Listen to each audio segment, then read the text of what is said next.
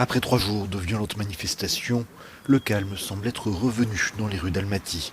C'est en tout cas ce qu'affirment les autorités du Kazakhstan qui ont durement réprimé la protestation. Moscou continue de déployer des troupes et d'autres personnels dans le cadre d'une mission dite de maintien de la paix. Appelé à l'aide par le président Tokayev, le grand frère russe détient en réalité des intérêts stratégiques dans ce pays d'Asie centrale, riche en ressources naturelles. Et la question est aujourd'hui de savoir combien de temps les soldats de Vladimir Poutine y resteront. En attendant, les autorités tentent de faire disparaître les stigmates de ces jours de violence.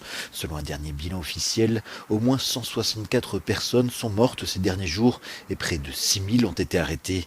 Les manifestations déclenchées par une hausse du prix du gaz se sont transformées en émeutes et propagées à tout le pays.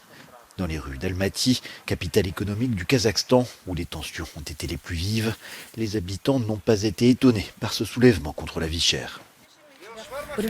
Nous avons passé la fin de l'année avec une pénurie de marchandises à des prix délirants, qui bien sûr ont été répercutés sur les consommateurs. Il suffit d'aller dans un magasin pour constater que les couches coûtent une somme folle, par exemple. Je pense qu'à partir de maintenant, le gouvernement prêtera plus souvent attention à la voix du peuple.